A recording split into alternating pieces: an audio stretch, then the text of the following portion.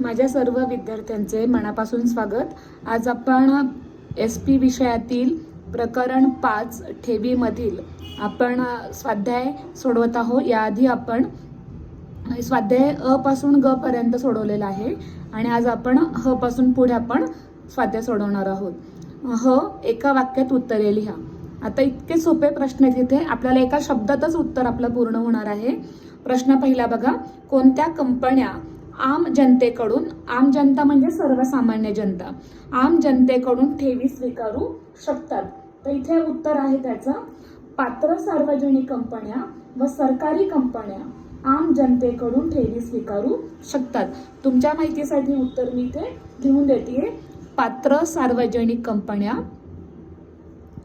पात्र सार्वजनिक कंपन्या आणि किंवा आपण व म्हणूया सरकारी कंपन्या, म्हणजे ह्या दोन शब्दातच तुम्हाला 1 मार्क मिळणार आहे। पात्र सार्वजनिक कंपन्या आणि सरकारी कंपन्या, पुढे वाक्य पूर्ण करायचे, आम जनतेकडून ठेवी स्वीकारू शकतात। पुढचा प्रश्न आहे, सरकारी कंपनी जास्तीत जास्त किती ठेवी स्वीकारू शकते? तर इथे सरकारी कंपनी जास्तीत जास्त वसूल भाग भांडवल व मुक्त राखीव निधीच्या 35% पर्यंतच्या रकमी ठेवी म्हणून स्वीकारू शकते। इथे आपण उत्तर लिहूया, वसूल भाग भांडवल, थोडंसं अक्षर बारीक काढते मी का उत्तर पुरावा म्हणून, वसूल भाग भांडवल व मुक्त राखीव निधीच्या 35% पर्यंत ठेवी स्वीकारू शकते। तिसरा प्रश्न आहे, ठेवीचा जास्तीत जास्त कालावधी किती असतो? तर ठेवीचा जास्तीत जास्त कालावधी हा 36 महिने किंवा वर्षामध्ये कन्वर्ट केलं तर 3 वर्ष इतका असतो। 4, ठेव विश्वस्त म्हणजे कोण?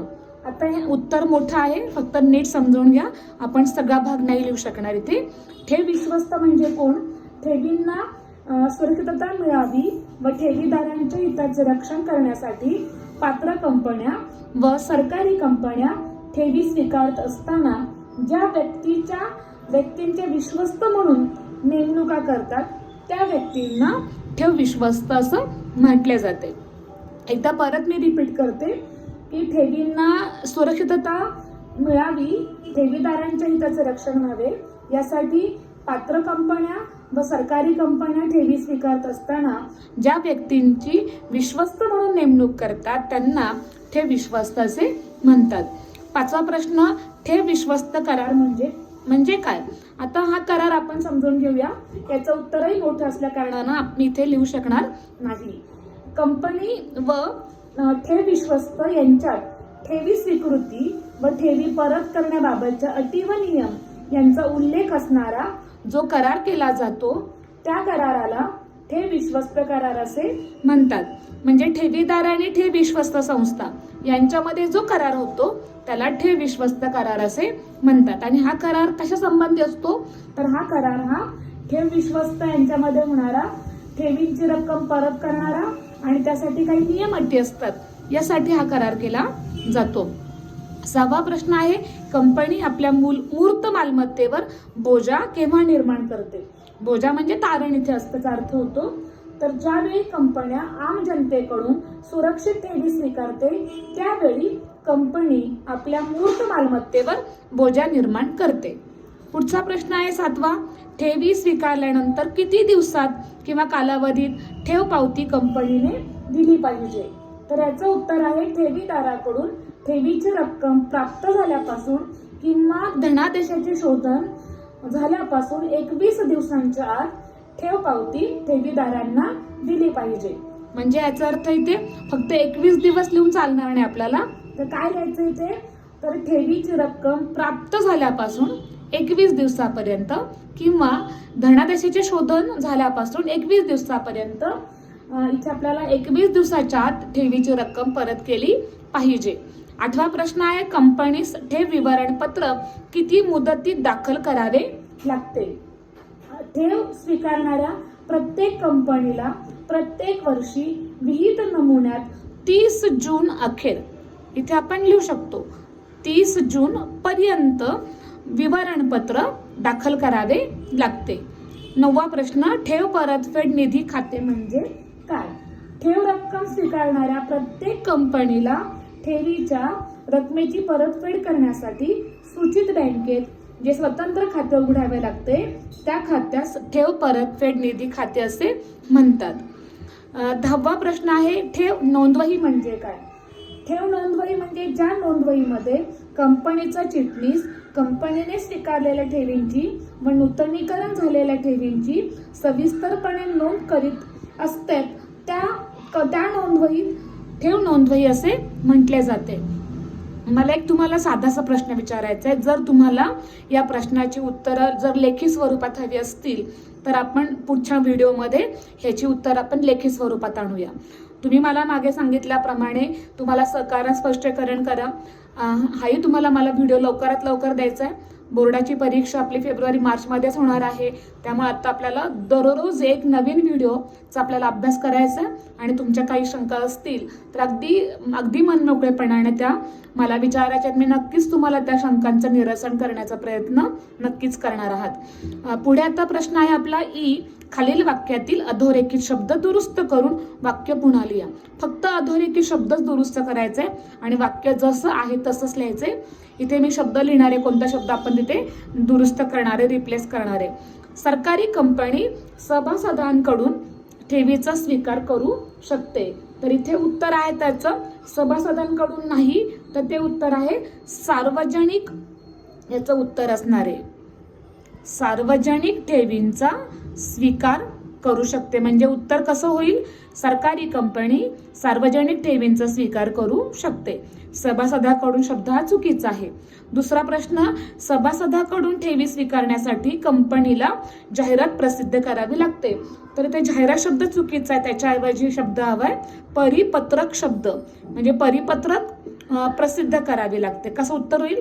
सभासदांकडून ठेवी स्वीकारण्यासाठी कंपनीला परिपत्रक प्रसिद्ध करावे लागते. तिसरा प्रश्न आहे, ठेवीदारांच्या हिताचे संरक्षण करण्यासाठी कंपनी पतमानांकन संस्थेची नेमणूक करते. इथे पतमानांकन नाहीये, तर ठेव विश्वस्तांची नेमणूक करते.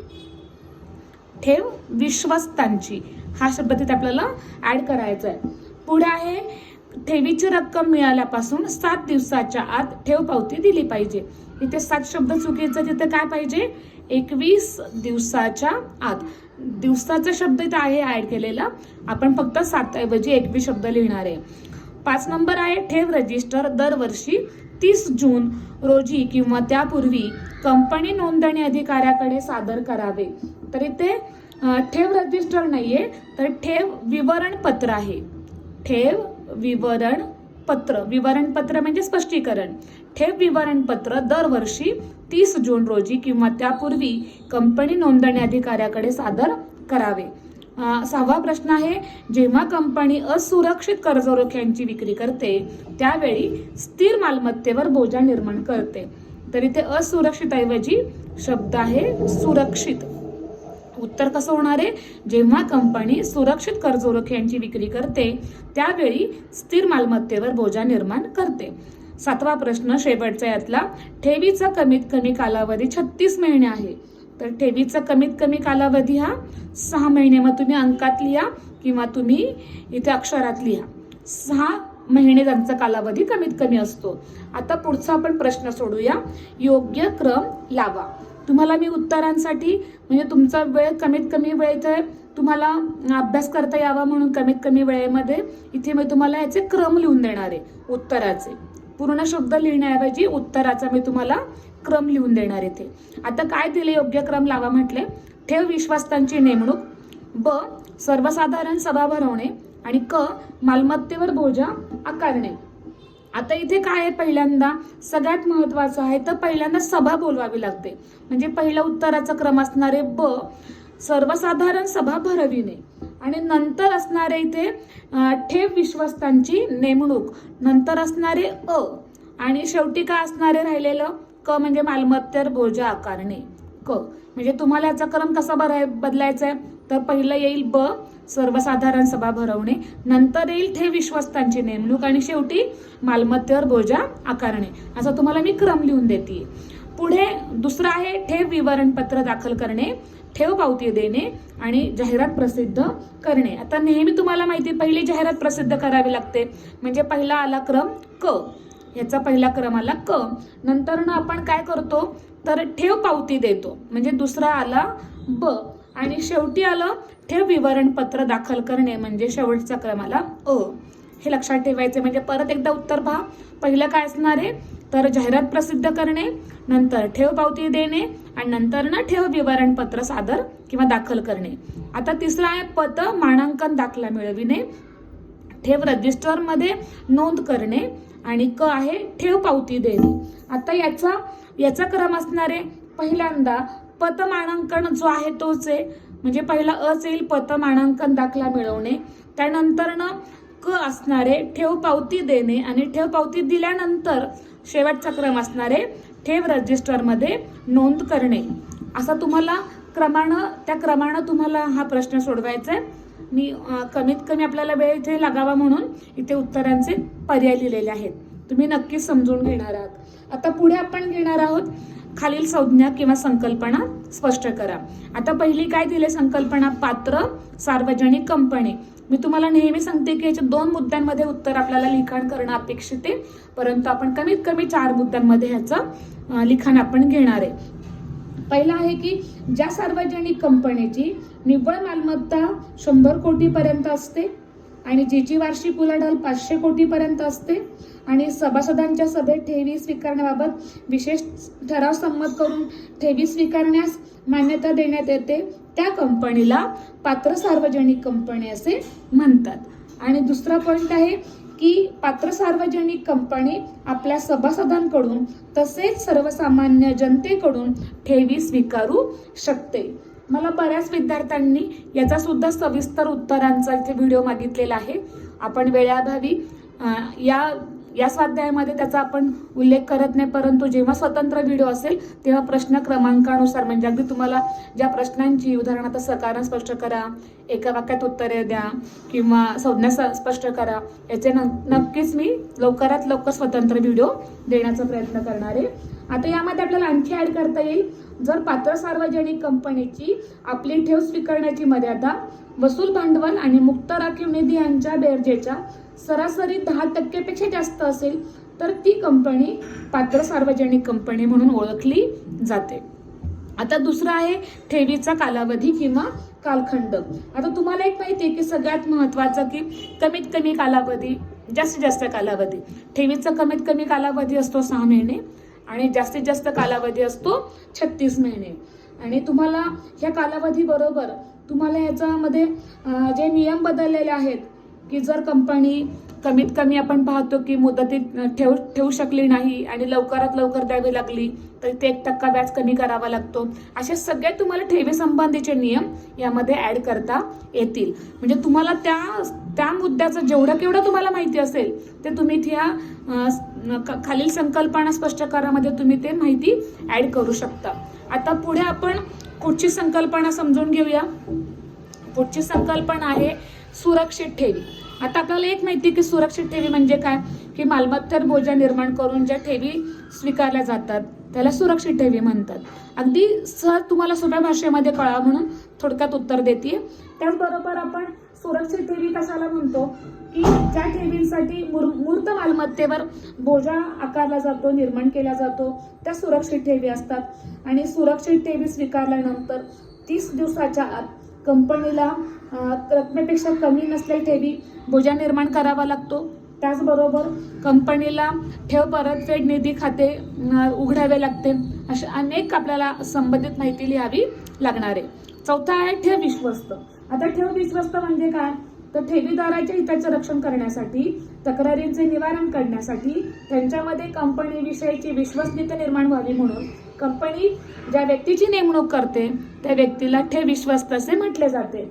आणि यामुळे काय होतं की ठेव विश्वस्तामुळे सर्वसामान्य जनतेचा कंपनीवरील विश्वास वाढतो, विश्वास बसतो. 5वा मुद्दा आहे मूर्त मालमत्तेवर बोजा किंवा तारण. आता मूर्त मालमत्तेवर बोजा किंवा तारण म्हणजे कंपनी ठेवी स्वीकारत असताना प्रसिद्ध केलेल्या परिपत्रकात किंवा जाहिरातीत ठेव सुरक्षित आहे किंवा असुरक्षित आहे नमूद करते. आणि कंपनी काय करते की सुरक्षित ठेव स्वीकार तारखेपासून 30 दिवसाच्या आत आपल्या स्थिर मालमत्तेवर बोजा निर्माण करते आणि बोजा निर्माण केल्यामुळे त्या ठेवी सुरक्षित ठेवी म्हणून ओळखल्या जातात। 6वा मुद्दा आहे ठेव विमा। कंपनी कायदा 2013 मधील तरतुदीनुसार ठेवींचा विमा उतरवणे आवश्यक असल्याने कंपनीला योग्य विमा कंपनी बरोबर करार करावा लागतो आणि ठेव विमा उतरवावा लागतो। यामुळे सर्वसामान्य जनतेचा कंपनीवरील विश्वास वाढतो। 7वा मुद्दा ठेव परतफेड निधी खाते। आता ठेवीची परतफेड करण्यासाठी लागणारा निधी उभारून कंपनी बँकेत ज्या स्वतंत्र खात्यात जमा करते त्या खात्यास ठेव परतफेड निधी खाते म्हटले जाते। पुढचा आहे पत मानांकन किंवा पतपावती। पतनामांकन म्हणजे काय, पतमानांकन म्हणजे काय, तर ठेवीचा अर्ज व रक्कम स्वीकारण्यासाठी बँकर्स नियुक्ती केल्यानंतर कंपनीला क्रिसिल किंवा केअर यांसारख्या मान्यताप्राप्त पतमानांकन संस्थेकडून पतपात्रता प्रमाणपत्र मिळवावे लागते आणि असे प्रमाणपत्र प्राप्त केल्यानंतर कंपनीला पतमानांकनाचा व मानांकन संस्थेचा स्पष्ट उल्लेख ठेवींच्या जाहिरातीमध्ये करावा लागतो। यामुळे पुन्हा जनतेची कंपनीवरची विश्वसनीयता वाढते। 9 नंबर आहे ठेव पावती। ठेव स्वीकारल्यानंतर कंपनी जो ठेवीदाराला पुरावा देते त्या पुराव्याला ठेव पावती म्हणतात आणि या ठेव पावतीवर कंपनीचा सही शिक्का असतो आणि तो कंपनीचा एक ठेवीदाराला दिलेला एक महत्त्वाचा दस्तऐवज असतो आणि धनादेशाची शोधून झाल्यानंतर कंपनीला किंवा ठेवीची रक्कम मिळाल्यानंतर कंपनीला 21 दिवसाच्या आत ठेव पावती ठेवीदाराला द्यावी लागते। पुढचा आहे ठेव विवरणपत्र। कंपनीने चालू आर्थिक वर्षात स्वीकारलेल्या सर्व सुरक्षित असुरक्षित ठेवींची व त्यांच्या संदर्भात इतर माहिती ज्या दस्तऐवजाद्वारे कंपनी नोंदणी अधिकाऱ्याला देते त्याला ठेव विवरणपत्र म्हणतात आणि दरवर्षी 30 जून पर्यंत असे विवरणपत्र नोंदणी अधिकाऱ्याकडे सादर करावे लागते किंवा दाखल करावे लागते। आता पुढचा प्रश्न आहे, आपण खूप कमीत कमी वेळेमध्ये जास्तीत जास्त प्रश्न आपण समाविष्ट करण्याचा प्रयत्न करतोय, तुम्ही नक्कीच इथे ऍडजस्ट कराल। प्रश्न 3रा आहे, खालील घटना व परिस्थितीचा अभ्यास करून आपले मत लिहा। यामध्ये काय विचारलंय, ॲपल कंपनी लिमिटेडची सार्वजनिक ठेवीद्वारे भांडवल उभारण्याची योजना असून तिची निव्वळ मालमत्ता रुपये 10 कोटी आहे। तर यावरून आपल्याला त्याची उत्तरं द्यायची। कंपनीला आम जनतेकडून ठेवी स्वीकारता येतील का, तर ह्याचं उत्तर येतील काय विचारलंय म्हणजे उत्तर होय किंवा नाही, ह्याचं उत्तर आहे नाही। म्हणजे कंपनीला आम जनतेकडून ठेवी स्वीकारता येणार नाही असं तुम्हाला उत्तर लिहायचंय। ब कंपनी 4 वर्ष मुदतीच्या ठेवी स्वीकारू शकते का, तर इथे ह्याचं उत्तरही नाहीये, पण तुम्ही उत्तर कसं लिहिणार आहे, कंपनी 4 वर्षे मुदतीच्या ठेवी स्वीकारू शकत नाही। क ठेवीची पावती ठेवीदारास किती दिवसात दिली जाते, तर याचं उत्तर आहे 21 दिवसाच्या आत। 21 दिवसाच्या आत ठेव पावती परत दिली जाते। आता दुसरा प्रश्न आहे, अ व ब कंपनी लिमिटेड ही सार्वजनिक ठेवी स्वीकारण्याच्या संदर्भात कंपनी कायदा 2013 नुसार पात्र सार्वजनिक कंपनी आहे असं त्यांचं म्हणणं आहे। तर पुढच्या प्रश्नांची उत्तरं बघू आपण। कंपनी संयुक्त नावाने ठेवी स्वीकारू शकते का, तर इथे उत्तर आहे होय। उत्तर कसं लिहिणार आहे, कंपनी संयुक्त नावाने ठेवी स्वीकारू शकते म्हणजे होय। कंपनीला सभासदांकडून ठेवी स्वीकारता येतील का, इथे ह्याचं उत्तरही आहे होय, म्हणजे उत्तर कसं होईल, कंपनीला सभासदांकडून ठेवी स्वीकारता येतील। क कंपनी सुरक्षित ठेवीची विक्री करू शकते का, त्याचं उत्तरही होय आहे, म्हणजे उत्तर कसं होईल, कंपनी सुरक्षित ठेवीची विक्री करू शकते। 3रा प्रश्न आहे, ॲपल कंपनी लिमिटेड ही पात्र सार्वजनिक कंपनी असून तिच्या सुरक्षित ठेवी गोळा करून भांडवलात वाढ करण्याचे हेतू आहे, कृपया संचालक मंडळाला खालील सल्ला द्या। तर ह्याचं आता उत्तर आपण पाहूया की पहिला विचारलंय, ठेव स्वीकृतीसाठी कंपनीला सभासदांची मंजुरी घेणे आवश्यक आहे काय, इथे उत्तर आहे होय, म्हणजे कंपनीला ठेव स्वीकृतीसाठी सभासदांची मंजुरी घेणे आवश्यक आहे। आता पुढे इथे दुसरा प्रश्न आहे, कंपनीस कर्जरोखे विश्वस्तांची नियुक्ती करणे आवश्यक आहे का, तर इथे आहे उत्तर होय, म्हणजे कसं असणार आहे, कंपनीस कर्जरोखे विश्वस्तांची नियुक्ती करणे आवश्यक आहे. आता पुढे तिसरा प्रश्न विचारलाय, कोणत्या कालावधीत कंपनीने आपल्या मालमत्तेवर बोजा किंवा शुल्क आकारले पाहिजे. तर इथे त्याचं उत्तर आहे की सगळ्यात महत्त्वाचा आपण समजून घेऊ प्रश्न की ॲपल कंपनी लिमिटेड या पात्र सार्वजनिक कंपनीस ठेवी स्वीकारल्या तारखेपासून 30 दिवसाच्या आत, इथे आपण दिवसांचा उल्लेख करू, 30 दिवसांच्या आत आपल्या मूर्त मालमत्तेवर बोजा निर्माण करावा लागणार आहे. आता पुढे चौथा प्रश्न, सन प्रायव्हेट लिमिटेड कंपनीत ठेवी स्वीकारून भांडवलात वाढ करावयाची आहे. आता तर आपल्याला प्रश्नांची उत्तरं द्यायची आहेत. त्यामध्ये पहिला प्रश्न विचारलाय, कंपनीस आम जनतेकडून ठेवी स्वीकारता येतील का. तर ह्याचं उत्तर आहे आपल्याला, काचं उत्तर म्हणजे काय लिहिणार आहे, नाही. इथे येणार आहे की कंपनी आम जनतेकडून ठेवी स्वीकारू शकत नाही. पुढे दिलेलं आहे, ठेवी स्वीकारण्यासाठी कंपनीने कोणते दस्तावेज द्यावेत. तर याच्यामध्ये परिपत्रक किंवा आवाहन, इथे काय लिहिणार आहे आपलं, परिपत्रक किंवा आवाहन दस्तऐवज द्यावेत किंवा सादर करावे. पुढे ठेवी जास्तीत जास्त किती कालावधीसाठी स्वीकारल्या जाऊ शकतात. तर याचं उत्तर आहे, ठेवी जास्तीत जास्त 36 महिने किंवा 3 वर्षे कालावधीसाठी स्वीकारल्या जातात. तर अशा प्रकारे आपण अगदी कमी वेळेमध्ये म्हणजे 20 मिनिटामध्ये आपण प्रश्न ह पासून आपण सुरू केलेला प्रश्न ह ते आपण प्रश्न क्रमांक 3 पर्यंत आपण आजचा आपला स्वाध्याय घेतलेला आहे. यापुढील आपला स्वाध्याय पुढच्या नवीन येणाऱ्या व्हिडिओमध्ये आपण नक्कीच अभ्यासू आणि विद्यार्थ्यांनी अभ्यासाला लागा. परीक्षा खूप जवळ आली, त्यामुळे सर्वांना परीक्षेसाठी सुद्धा शुभेच्छा. धन्यवाद.